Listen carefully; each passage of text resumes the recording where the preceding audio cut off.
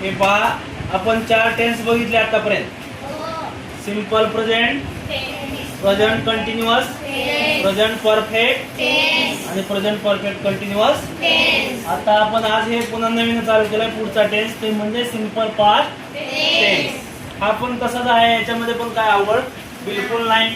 कारण simple past tense मध्ये आता समजा आपण वाक्य बोलतो ते एकाच टेन्स मध्ये बोलतो का? आता एखादी गोष्ट कंप्लीट झालेली तर आपण काय करतो, त्या टेन्सला सिंपल पास्ट मध्ये मोजतो. आता तुम्ही असं म्हणाय, समजा काय, मी वही आणतो. आता समजा आय ब्रिंग अ नोटबुक, हे झालं आणतो म्हणजे सिंपल प्रेझेंट टेन्स. पण मी वही आणली, आता याचं काय असतंय, शेवटी ल येणार. मी वही आणली, मी जेवण केलं, लक्षात.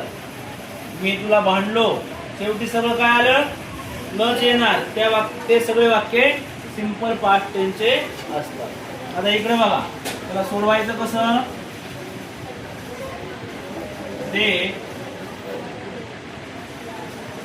have seen an elephant. आता असं सेंटेन्स आहे, they have seen an elephant. आता बघा, याला म्हणतात सब्जेक्ट, हे आहे ऑक्झिलरी वर्ब, सहाय्यकारी क्रियापद. हे आहे V3 म्हणजे तिसरं रूप वर्ब. आणि हे आहे ऑब्जेक्ट, हे वाक्याचे पार्ट आहे. ओके, मग आता हे सहाय्यकारी क्रियापद जे आहे ते हॅव आणि हॅज. हॅव आपली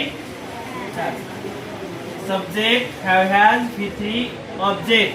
हे कोणत्या टेन्स मध्ये झालेले माहितीये? आपण तिसऱ्या टेन्स मध्ये प्रेझेंटच्या बघितले सूत्र आहे. मग ते सूत्र आपल्याला इथं वापरायचंय का? नाही. वाक्य सोडवताना आपण आता या सूत्राकडे लक्ष द्यायचं, कोणत्या? सिंपल पास्ट टेन्सच्या. मग याच्यात काय आहे? सब्जेक्ट ते. ओके, त्याच्यानंतर इथं काय घ्यायचंय आपल्याला? V2. इथं कोणतं आहे?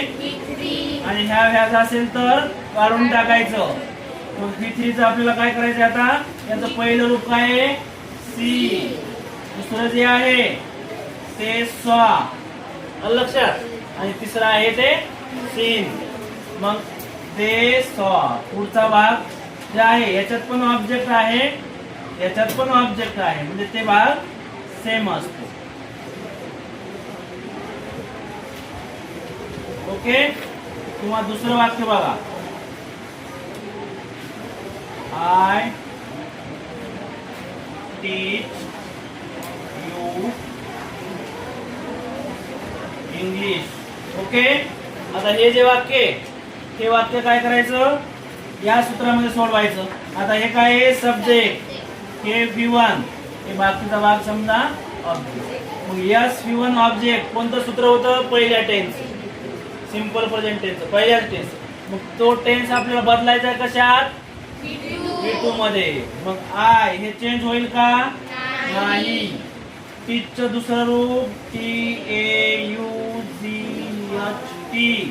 टॉट. यू याच्यामध्ये काय आहे मुलांना माहितीये? क्रियापदाचे रूप माहित असणं. सगळ्याच टेन्स साठी रूप माहित असणं गरजेचं आहे. पहिलं रूप काय आहे, दुसरं रूप काय आहे, तिसरं रूप काय आहे, चौथं काय आहे, पाचवं काय आहे, हे जर आपल्याला माहित असतील तर इझिली आपल्याला सगळे टेन्सचे किंवा चेंज व्हायचे वाक्य सोडवता येतात. ओके, तुम्ही अशा पद्धतीने आता सोडवायचे. आलं लक्षात? या ठिकाणी थांबू आपण.